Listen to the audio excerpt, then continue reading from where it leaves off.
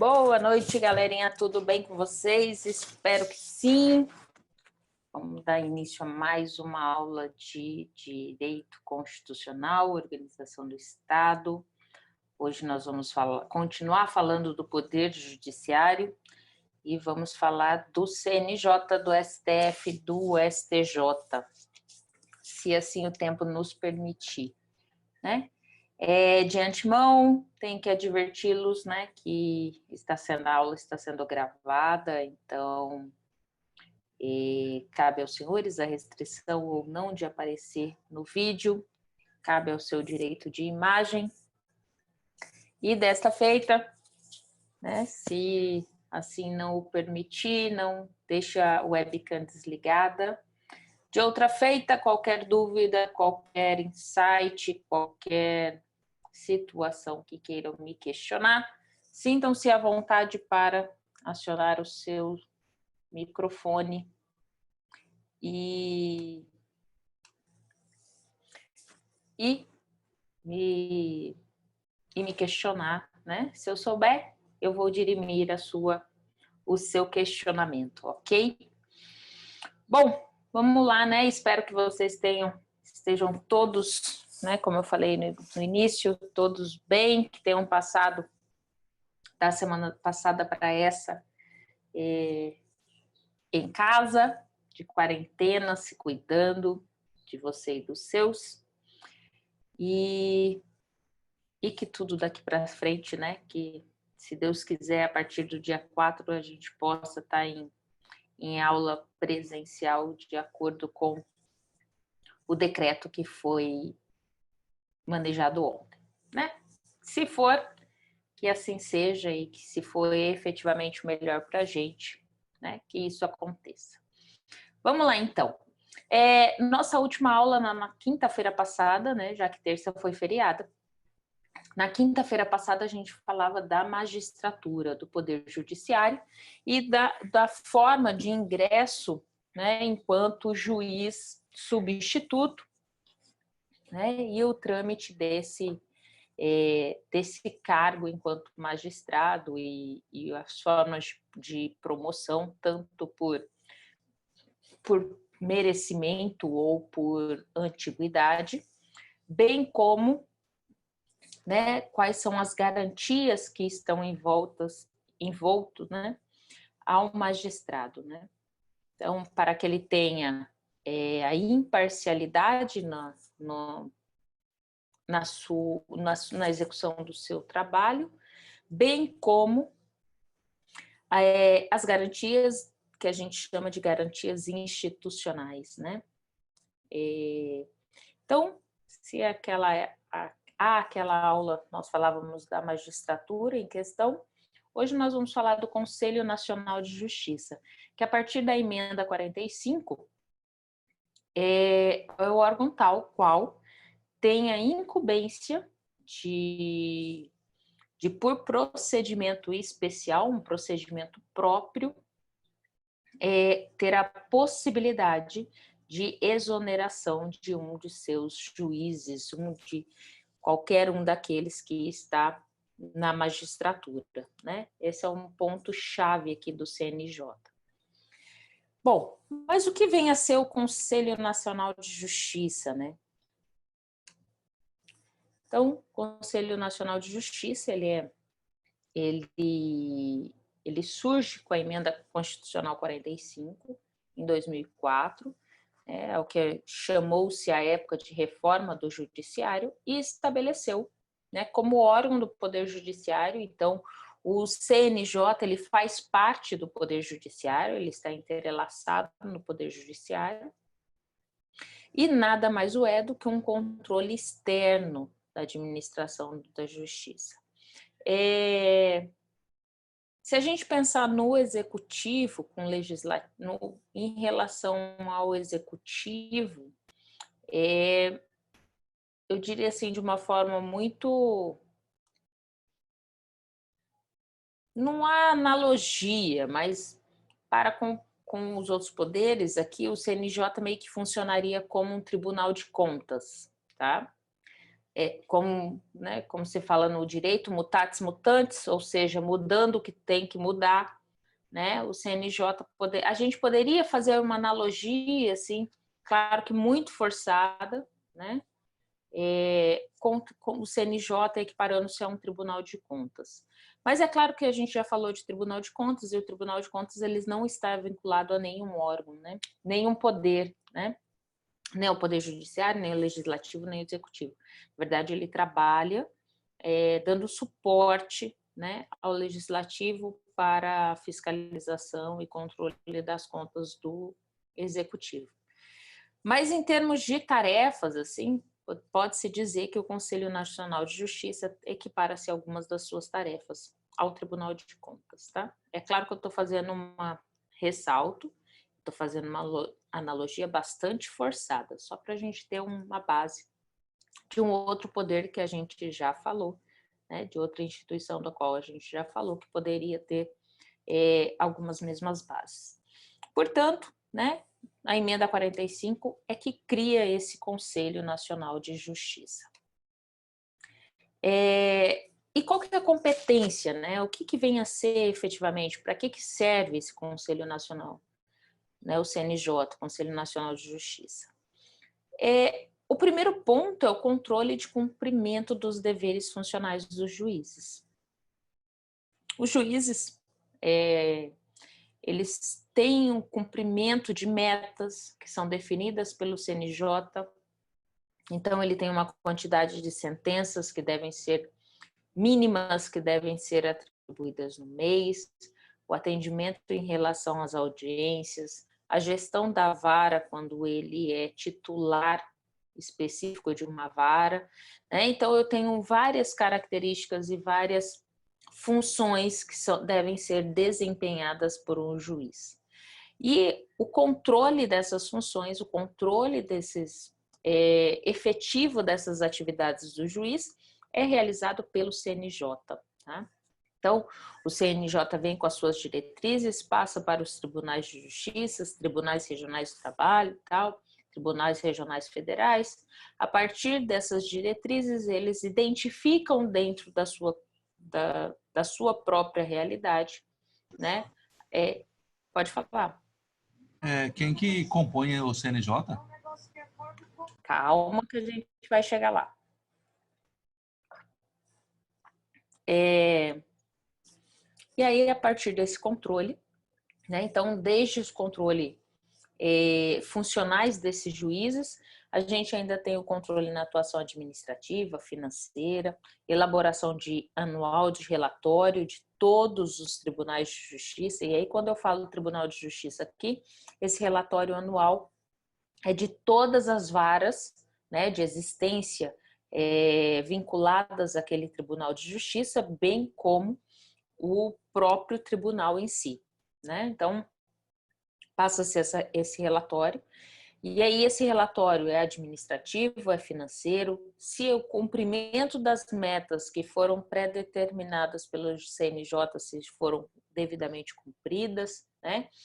E com o recebimento desses relatórios, o CNJ ele faz um papel meio que de auditor, e aí ele vai identificar quais são as situações necessárias, né, para uma melhor prestação de serviço jurisdicional.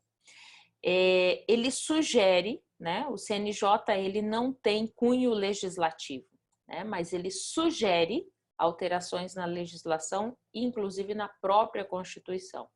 Ele vai identificar o que possa haver, melhorar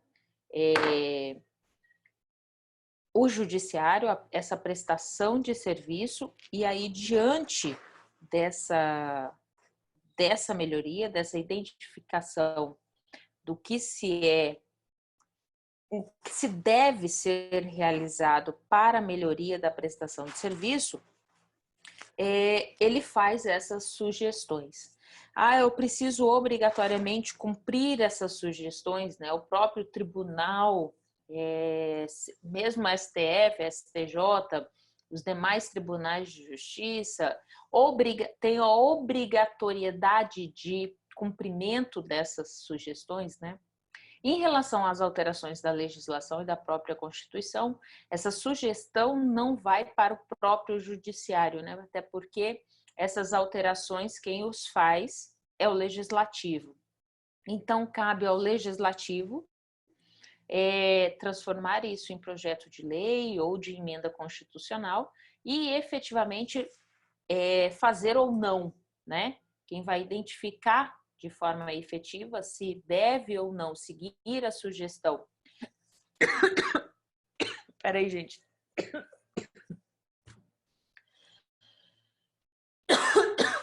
Eita, engasguei com a minha saliva. Desculpa. Então, quem vai identificar se efetivamente deve ou não seguir essas sugestões do CNJ vai ser o legislativo para alteração da legislação ou criação de uma nova legislação em determinada matéria, tá?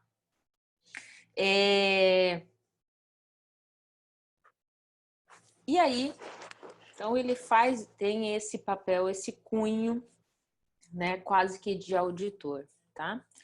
Então, é um órgão integrante do Poder Judiciário, tá? Ele tem atuação em todo o território nacional, foi instalado em 2005, com sede em Brasília.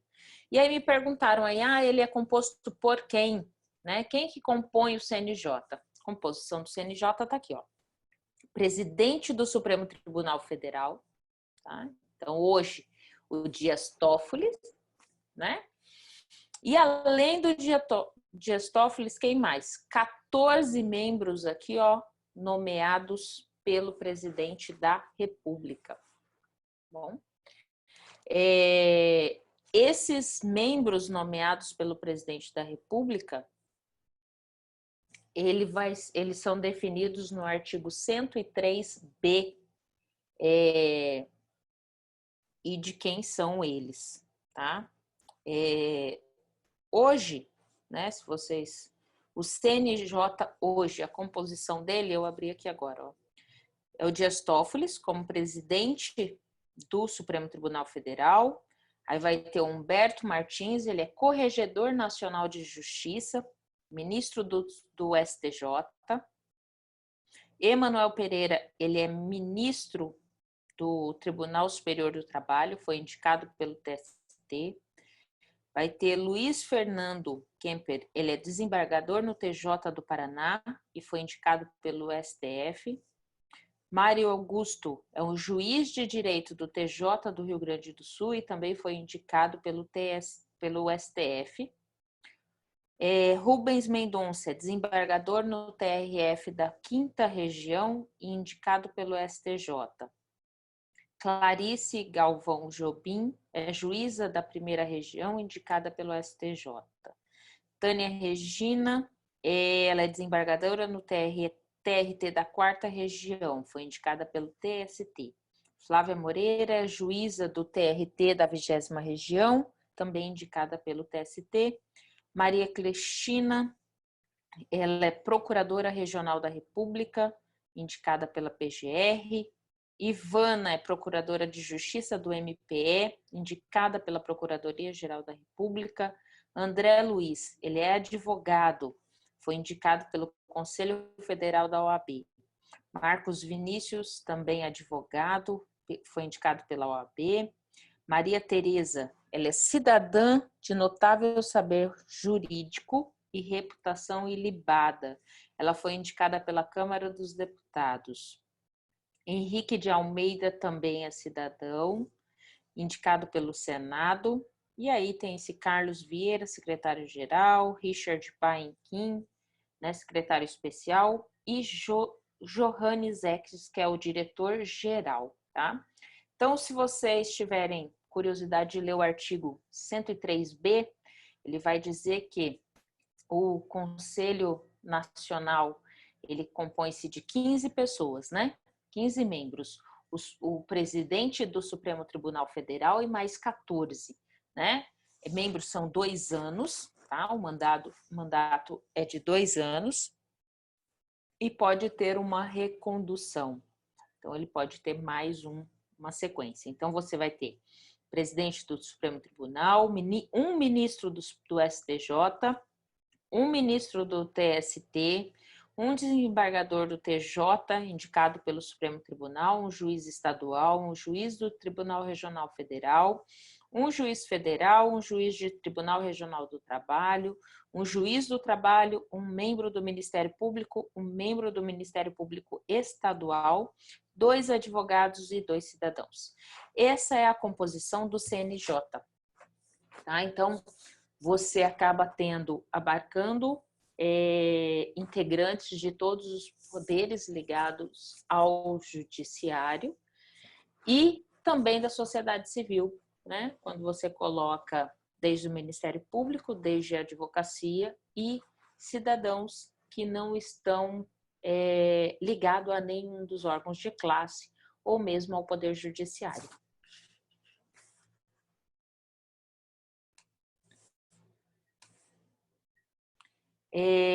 Perguntaram aqui se ele é um órgão fiscalizador. Sim, ele é um órgão fiscalizador, principalmente em relação às funções realizadas pelos magistrados. Tá? Então, cabe ao CNJ efetivamente identificar se essas funções exercidas pelos seus pares estão efetivamente sendo cumpridas.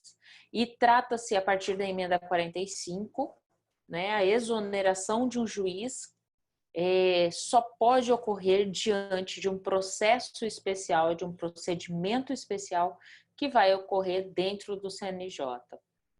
Então, para que o juiz seja exonerado, se ele cometeu algum dos atos que pode levar à sua exoneração, à sua destituição do cargo, caberá ao CNJ a condução desse procedimento, desse processo que a gente vai chamar de um processo administrativo, em que pese esteja sendo julgado por seus pares, ok? O que...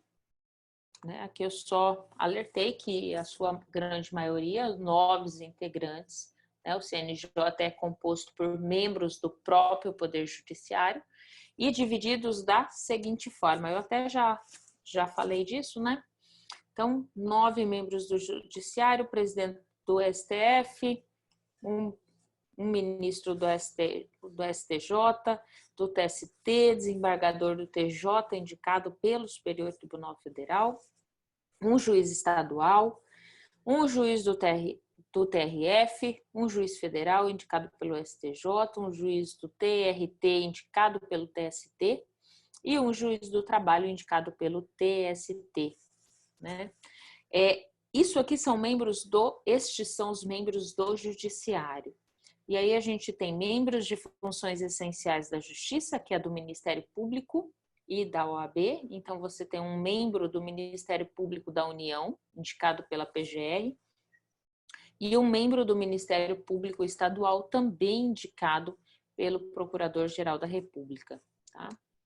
E a advocacia, você tem 2 advogados indicados pelo Conselho Federal da Ordem dos Advogados. E 2 membros da sociedade que vão ser escolhidos pelo Legislativo, um pela Câmara, outro pelo Senado, tá? Bom, quais são os 3 pontos que vai caracterizar o afastamento da possibilidade de declaração da inconstitucionalidade em relação ao CNJ? Porque o que se tem ou que se discutiu muito a partir da emenda 45 com a criação do CNJ.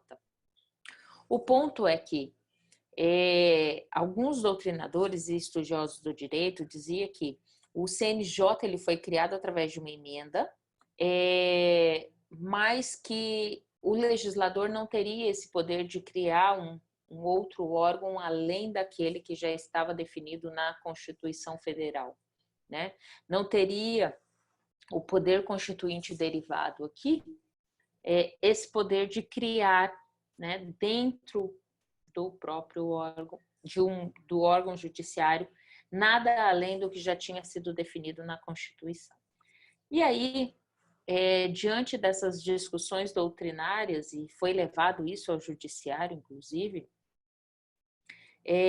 identificou-se 3 pontos que caracterizam a constitucionalidade do CNJ, do Conselho Nacional de Justiça. O primeiro deles é que o Poder Judiciário, o CNJ faz parte do Poder Judiciário. Então, você não estaria constituindo, com a emenda 45, um novo órgão, um novo poder, mas tão somente mais uma instituição que está dentro do Poder Judiciário, né? De outra feita, a maioria dos seus membros é composta, né, a maioria absoluta dos membros do CNJ faz parte do Poder Judiciário, né? Então, é uma segunda característica dizendo que o CNJ ele foi criado, mas ele faz parte, né, do Poder Judiciário. Além de estar vinculado ao STF, aos demais tribunais superiores e mesmo juízos, a sua composição são de magistrados, né?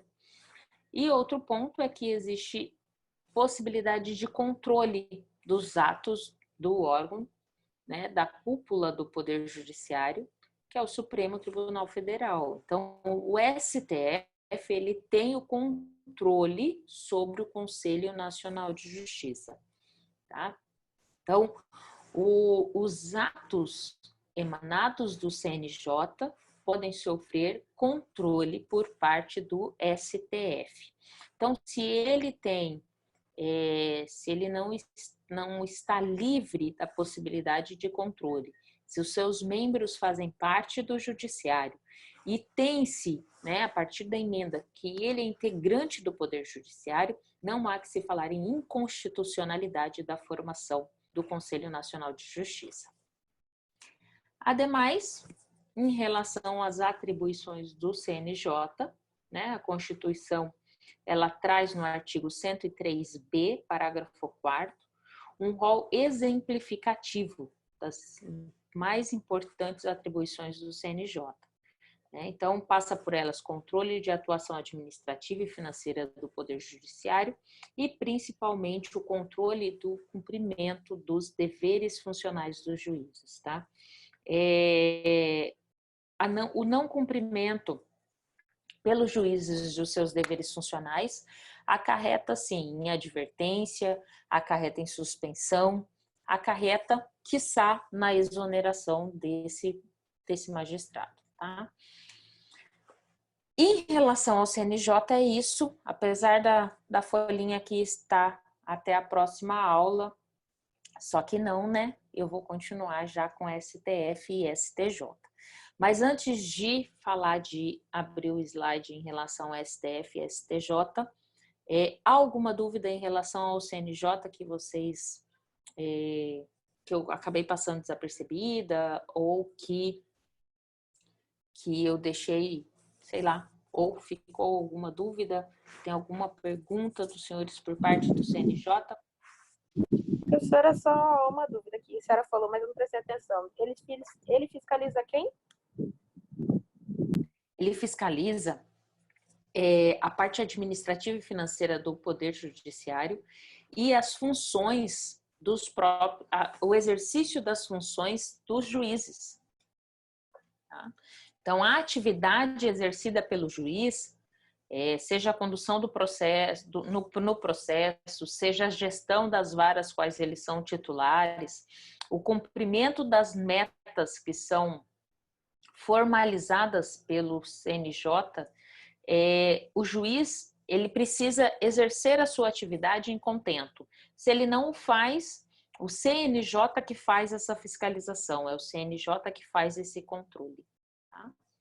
Então, além de fazer esse controle relacionado ao financeiro e administrativo do Poder Judiciário, ele faz a atividade do CNJ em si em relação ao controle da atividade jurisdicional.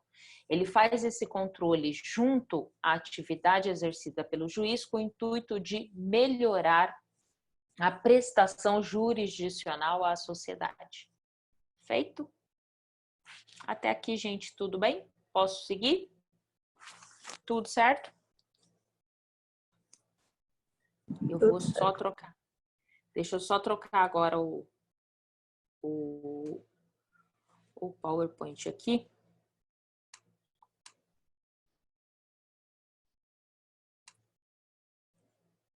E aí a gente vai falar do STF e STJ.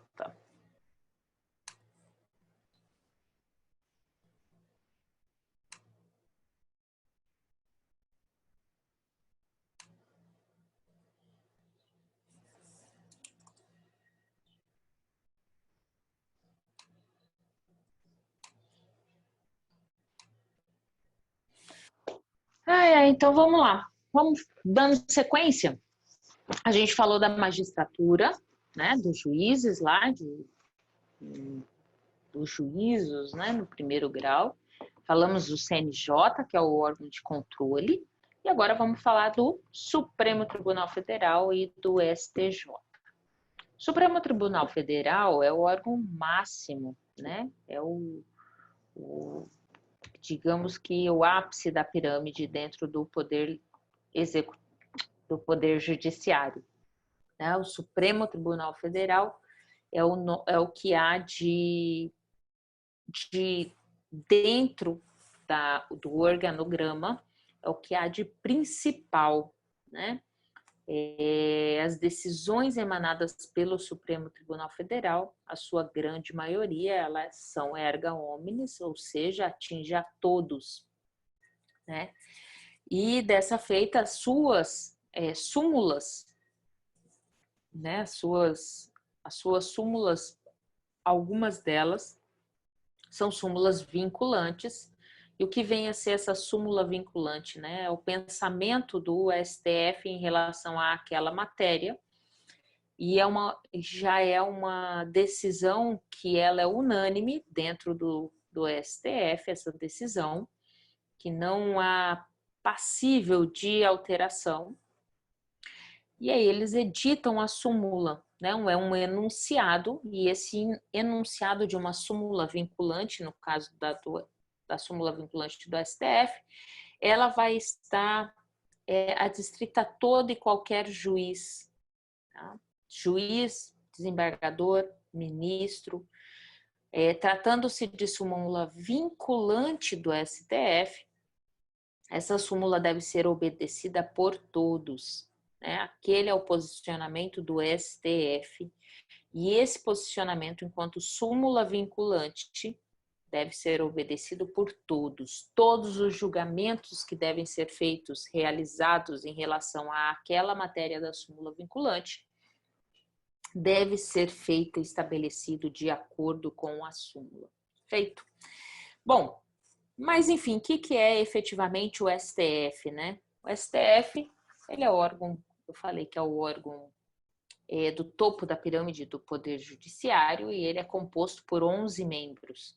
Esses 11 membros, eles são nomeados pelo Presidente da República, né? Depois de uma aprovação pela maioria absoluta do Senado, tá? Então, o Presidente da República escolhe dentre os nomes que lhe são disponíveis, né? E a composição do STF, o que é diferente em relação ao que a gente vai ter aos demais tribunais, mesmo ao STJ, bem como aos demais tribunais superiores, e mesmo o TJ, né, que a gente já viu como que se faz a composição, o STF é cargo político, tá? Cabe ao presidente da República efetivamente fazer essa escolha. Eu não tenho a obrigatoriedade de que esses membros do STF sejam efetivamente de dentro do Poder Judiciário, tá? Sequer dentro da Constituição a necessidade de ser um membro, de ter formação em direito, eu não preciso que um membro do STF efetivamente tenha formação em direito. Tá? Esse não é um requisito primordial para indicação para que seja membro do STF. A gente vai ver daqui a pouco quais são os requisitos. E, né, a idade é de 35 a 65 anos. E a Andresa está perguntando aqui, maioria absoluta e não simples. Isso mesmo, Andressa. Passa pela maioria absoluta do Senado, tá? Professora, maioria absoluta são todos os membros? Não, tá? Maioria absoluta é equivalente a 3/5 do que está no plenário. Então, os requisitos e maioria simples eu teria metade mais um, né? Eu tenho maioria simples. Requisitos, precisa ter idade entre 35 e 65 anos, ser brasileiro nato, tá? Então, para ser ministro do STF, precisa ser brasileiro nato, não pode ser brasileiro naturalizado, muito menos estrangeiro, né?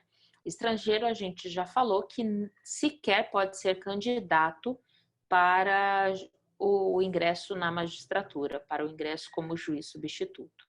Outro ponto é ser cidadão no gozo dos seus direitos políticos, então tem que ter votado nas últimas eleições, não ter nenhuma multa em relação de cunho eleitoral, né? O seu título deve estar devidamente positivo, né? Que a gente vai chamar a certidão lá do TRE, deve estar ok, deve estar tudo certo, sem qualquer restrição. E aqui, ó, possuir notável saber jurídico e reputação ilibada. Estes são os requisitos para ser ministro do STF. Em nenhum momento a Constituição ou mesmo legislação esparsa vai dizer que o ministro do STF deve ter graduação em direito. Não, não precisa. Ele tem que ter conhecimento, notável saber jurídico, né?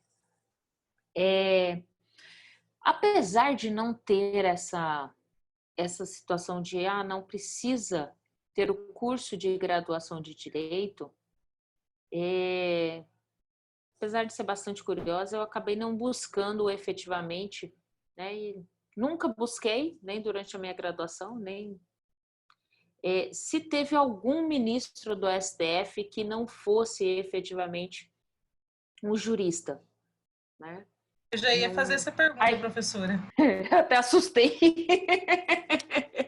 Então, eu não busquei, né? Então, e agora, olhando aqui, era o que eu poderia ter buscado, né? Mas eu realmente não busquei. Mas eu posso fazer isso depois e trago para vocês. Que até surgiu efetivo, assim, foi uma curiosidade agora efetiva para mim, assim, para saber. Mas não é. E aí, pelo fato de ser uma indicação do presidente da República, de não precisar ter um curso de graduação em Direito, ser um cargo, né, que a gente poderia dizer assim, efetivamente político, surge muita discussão em relação a se tornar membro, né, do STF. Essa forma de ingresso ao STF, né, causa muita discussão. E teve uma época de uma discussão assim que ficou muito aparente, foi em relação ao mensalão, que dos 11 ministros, salvo ledo engano, gente, eu acho que são 7 ou 9. Sei que era ministro pra caramba. E todos esses tinham sido indicados pelo Lula, bem na época do mensalão. Então, o que se cogitava era os ministros foram colocados pelo Lula e agora vão ter que julgar. Estão diante de um caso em que ele está se configurando e tudo mais. Então, falou-se muito, né, da ausência de imparcialidade diante dessa indicação, né? Porque pensem os senhores, né? você é indicado como membro do STF, é um cargo vitalício, você não tem, você goza de todas as garantias constitucionais que a gente falou de um magistrado, né? Torna-se um magistrado, ainda que não seja de carreira, e então você tem a segurança, né, de vitalicidade, pelo menos até os seus 70 anos, você pode estar ministro do STF. E quando você aposenta com o valor da sua aposentadoria, do valor do salário do STF, né? Então, é uma indicação, a repercussão em você ser ministro do STF, os ganhos que você tem, eu não estou falando aqui de corrupção, tá? Os ganhos que você tem só por você configurar enquanto ministro do STF, os ganhos que vêm por conta do próprio posicionamento são gigantescos. Tá?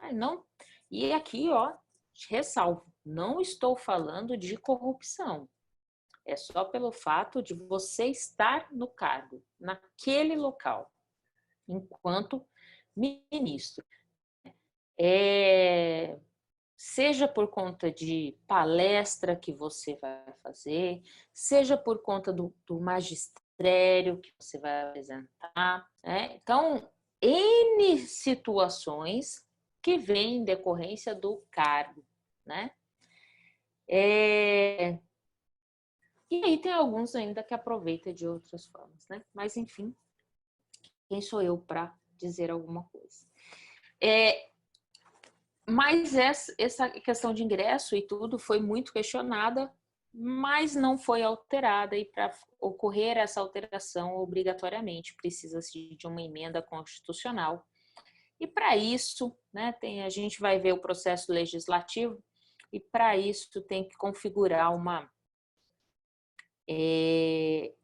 a bancada tem que estar muito coesa, né, para essa mudança, até porque os próprios senadores cria-se algumas indicações, então tem todo um jogo político por trás disso, e nem sempre os interesses são os mais legítimos, né? A competência do STF está disciplinada no artigo 102 e 103 da Constituição Federal. O que a gente tem duas competências, a gente vai falar isso, tanto do STF quanto do STJ. A competência originária do STF e a competência extraordinária. A competência ordinária é quando o próprio próprio STF, ele processa e julga originalmente uma matéria. É quando a competência é do próprio STF. Então, quando a gente tem o foro privilegiado, por exemplo, né?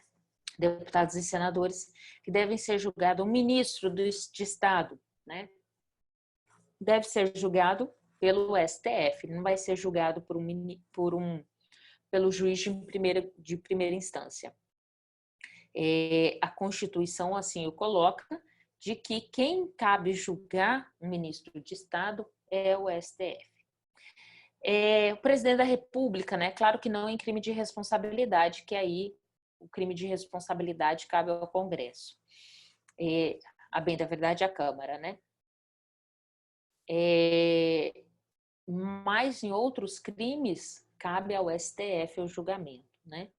Então, é um rol taxativo, ou seja, número cláusulas, aquilo está fechado, né? São só aquelas, né? Desculpem, aquela situação, e que está lá prevista no artigo 102 da Constituição Federal. Então, quando vocês tiverem a curiosidade de ler o artigo 102, todos aquele rol taxativo que está no artigo 102 é de competência originária do STF. Só cabe ao STF julgar, tá bom? Em relação ao que a gente vai chamar, o que eu falei de extraordinária, ao que a gente tem de competência recursal. Essa competência recursal, ela não é não está dentro do STF, né? São de processos, né? Vai apreciar uma matéria que vai chegar, ó, mediante um recurso, seja o recurso ordinário ou seja o recurso extraordinário. Qual que é a diferença desses recursos aqui? Vocês vão estudar essa questão dos recursos em processo civil, tá? Mas, enfim, o que eu posso dizer aqui em relação aos recursos, já que eu estou falando da competência? Quando a gente fala de recurso ordinário, a gente está falando de recurso de crime político, de um habeas corpus, de um mandado de segurança, habeas data, mandado de injunção, que vai ser decidido em instância única pelo Tribunal Superior, desde que se for denegatória essa decisão. Isso está lá no artigo 103, inciso 1º. Então, tratando-se de crime político, né, é o que a gente vai chamar de recursal mais ordinário, tá? E tem ainda o extraordinário, que é quando esse recurso, né, o recurso extraordinário aqui, é porque decisão que vem das instâncias inferiores, elas foram julgadas, ó, em disforme ou em divergência a um dispositivo da Constituição. Recurso extraordinário, ele tem cabimento para discussão de matéria que está divergente de dispositivo da Constituição Federal. Então, quando você tem uma ação decorrente, né, na Justiça Comum, por exemplo, e o acórdão proferido pelo TJ, ele vai de encontro ao dispositivo da Constituição Federal, cabe a você, no prazo de 15 dias, protocolar um recurso extraordinário, né, que vai ser julgado pelo STF. Outro ponto é parte recursal para declarar a inconstitucionalidade de algum tratado ou lei federal. Tá? Então, ele vai aqui, ó, declarar a inconstitucionalidade. Aqui não se trata de divergência de tratado ou de lei federal. Aqui trata de ser inconstitucional. E, no outro ponto, julgar válida lei ou ato do governo local que foi contestado em face da Constituição Federal. Então, ao mesmo tempo que o STF pode declarar a inconstitucionalidade, ele também pode declarar a constitucionalidade, seja em relação àquela lei ou seja em relação a um ato do governo. No outro ponto, também pode julgar válida uma lei local que foi contestada em face de lei federal. Tá? Então, aqui, quando se fala aqui em julgar uma lei local contestada em face de lei federal, aqui a gente está falando de divergência entre duas legislações, tá? E isso está lá no artigo 103, inciso 2. Deixa eu ver o que me chamaram aqui.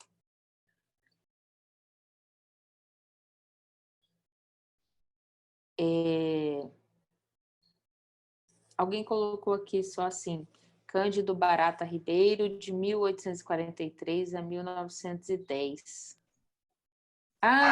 Foi o único ministro, tá, professora? Entendi. Ele era médico, político e escritor brasileiro, mas ele não era formado em direito. Aí, tá vendo? Ó. Então tá, obrigada. Não sabia, vou até anotar. De verdade, peraí.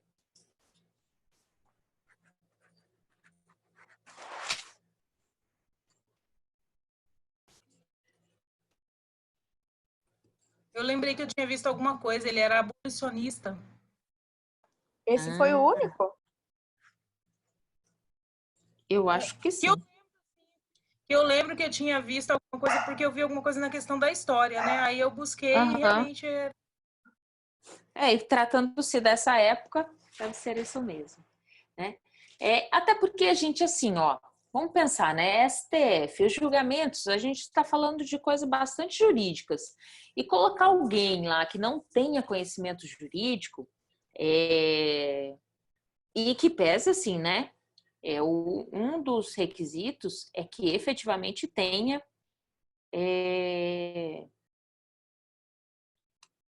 com quem tenha conhecimento técnico, né?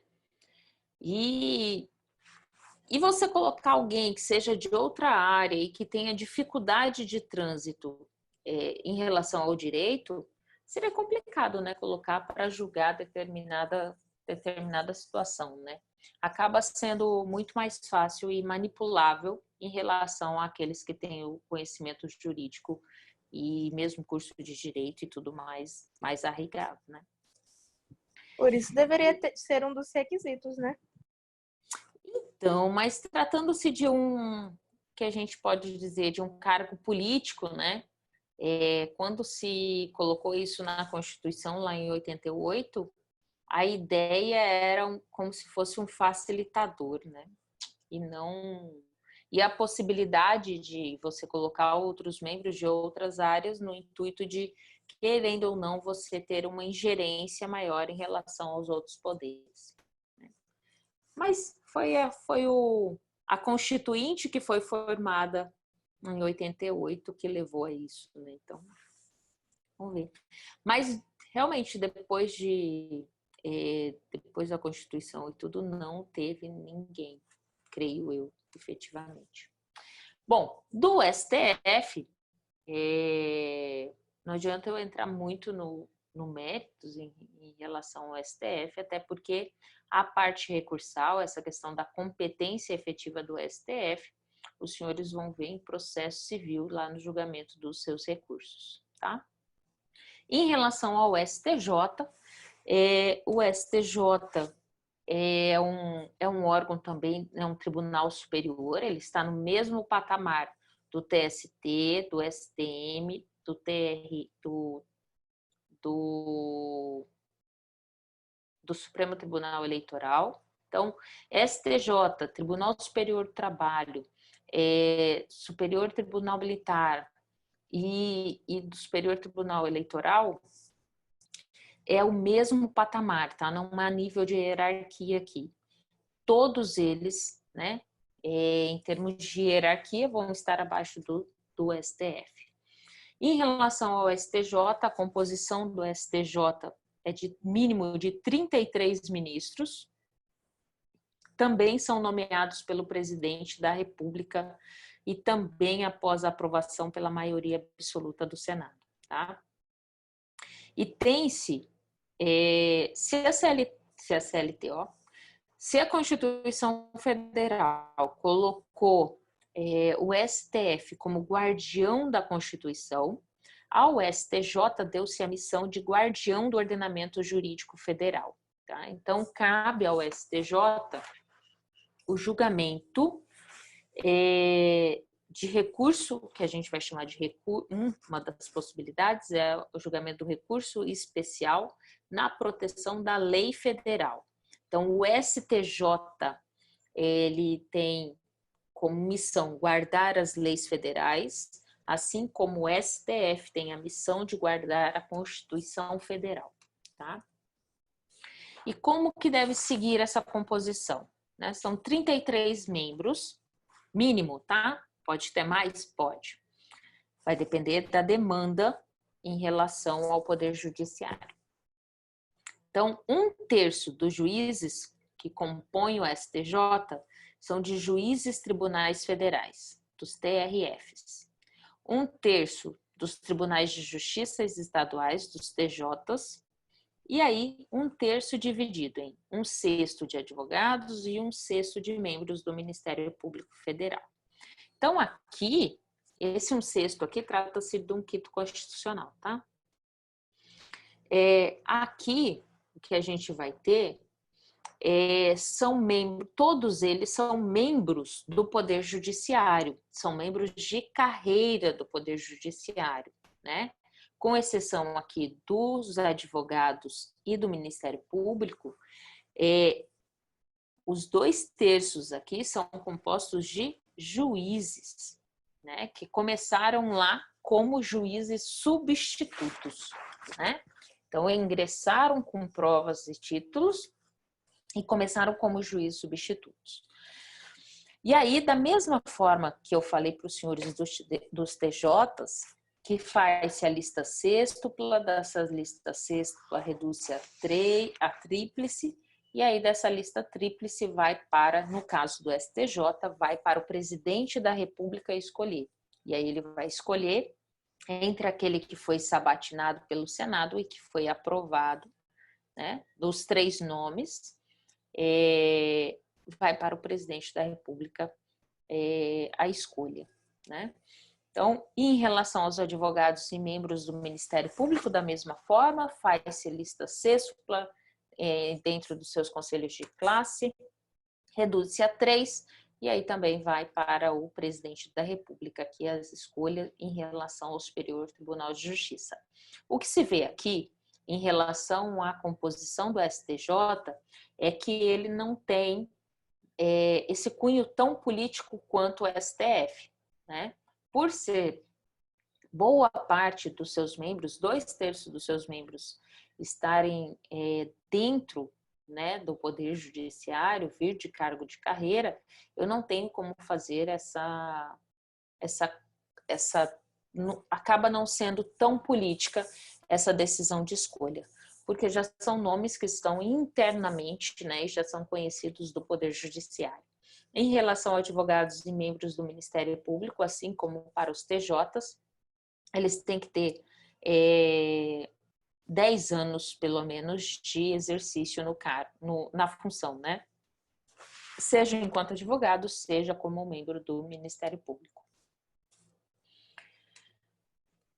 A competência, se a competência do STF está no 102 e no 103, a do STJ está aqui no 105 da Constituição Federal.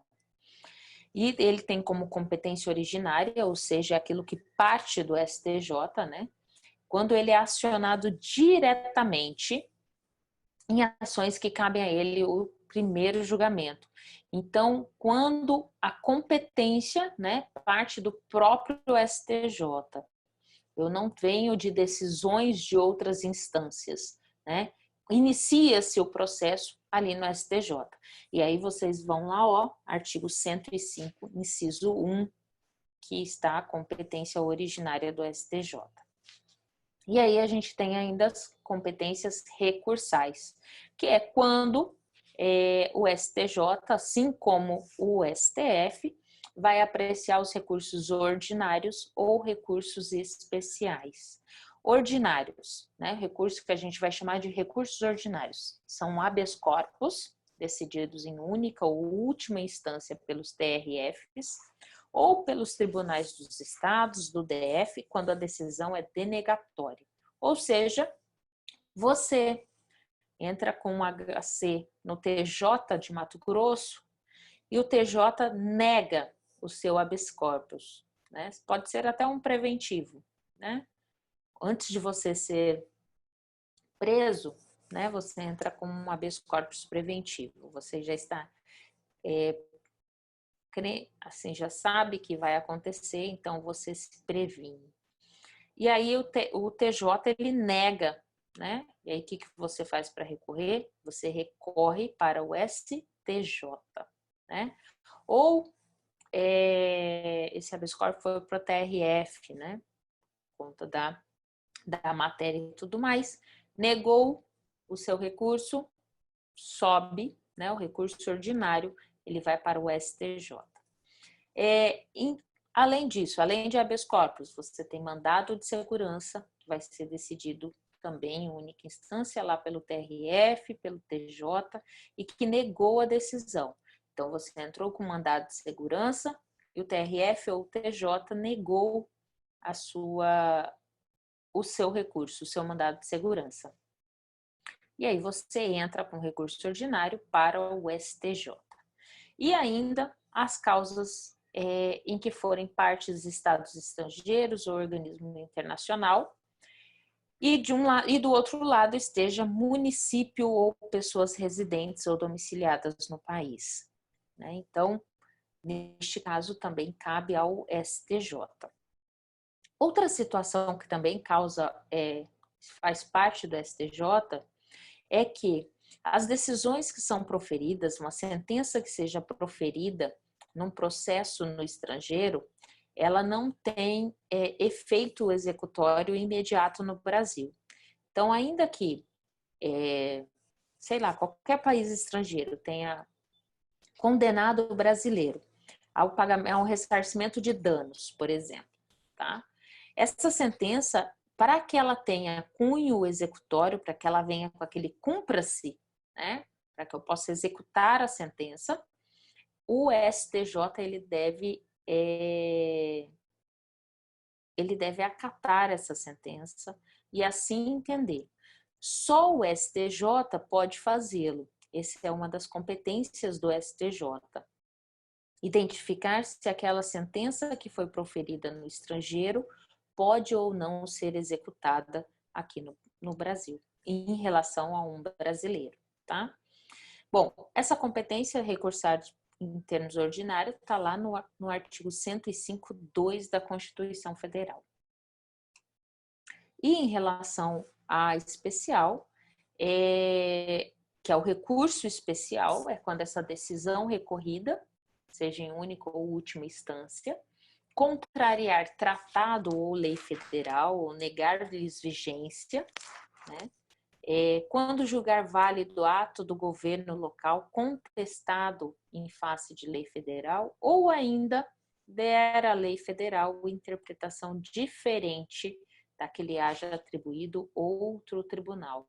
Então, quando eu tenho divergência entre a lei federal, quem vai solucionar, quem tem o papel de solucionar essa divergência é o STJ, tá? Então, tudo que se fala em relação à lei federal, a gente vai para o STJ. Tudo que se fala em relação à Constituição Federal vai para o STF, tá? Então, por isso que se fala recurso especial STJ sempre, tá? STF jamais vai receber recurso especial. Recurso especial sempre para o STJ e recurso extraordinário sempre para o STF. Gente, em relação ao CNJ, em relação ao STF, em relação ao STJ, creio que seja isso diante do nosso plano de ensino. Em relação aos recursos, vocês terão oportunidade de aprofundar em decorrência da matéria específica, que é processo civil. E em relação ao que nos lhe é cabível aqui em organização do Estado, não adianta eu aprofundar em outras situações aqui de STF e STJ que não nos comportam. Até aqui alguma dúvida, alguma coisa que eu posso sanar a vocês em relação a isso? Ou tá tudo certo? Querem questionar alguma coisa em relação ao CNJ, STF, STJ? Ou tá tudo certo?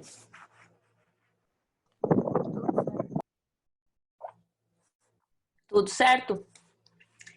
Então, eu vou considerar que alguém respondeu por todos e vou desejar a vocês, então, beijo da Tia Cacá, bom final de semana. Professora, só uma dúvida. Oi. Só uma dúvida. Diga.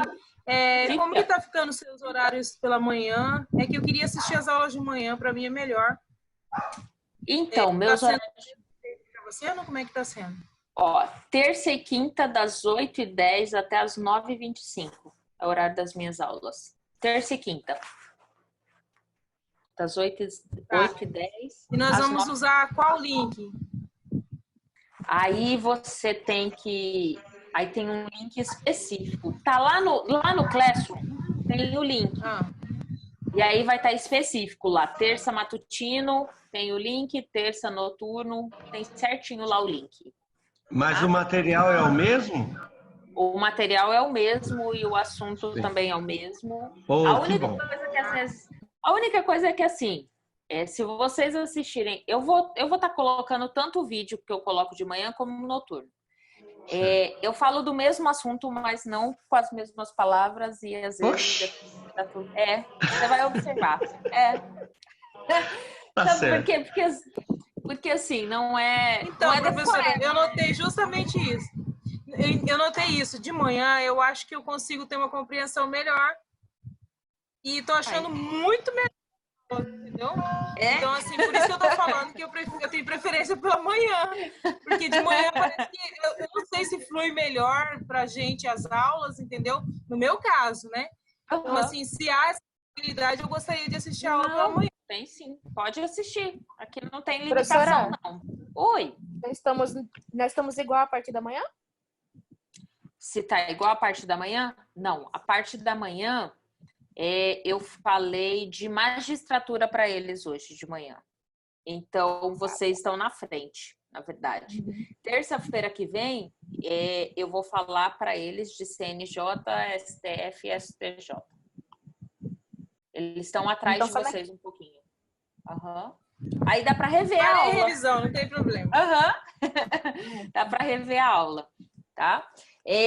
Mas por que há essa mudança, assim? Porque eu sei do assunto e não é uma coisa que é decoreba, sabe? Assim, eu não decorei o que efetivamente... Eu sei o que eu tenho que falar e aí, às vezes, no decorrer da aula, de acordo com as perguntas que são feitas, alguns assuntos são abordados de uma forma diferenciada. Mas eu vou tomar o cuidado de colocar tanto o vídeo do matutino quanto do noturno, tá? E aí, se vocês tiverem curiosidade em assistir, e às vezes é um facilitador, uma hora ou outra. Acho que não é agradável colocar o fone de ouvido e ficar ouvindo minha voz, mas assim, às vezes é bom para consolidar aquilo que a gente vai falando, tá? Adriana gosta. Né? Eu gosto, eu sou suspeita. Se vocês, durante assim, a gravação, às vezes a gente vai conversando e vai falando alguma coisa. Se vocês observarem alguma coisa que eu tenha falado e que foge um pouquinho, podem me chamar a atenção, tá bom? E aí eu salvo lá. Todas as nossas aulas eu estou disponibilizando no YouTube, mas que são os links que eu passo para vocês no Classroom. Mas lá no YouTube está vinculado, então vocês só têm acesso efetivamente àquele que tem o link. Eu não deixei liberado não, tá? No mais, gente, então, espero por vocês, então, aqueles que querem assistir, compartilhar comigo na terça-feira de manhã. Serão todos muito bem-vindos. Então, de novo, meu beijo, bom final de semana e até terça-feira. Até mais, gente.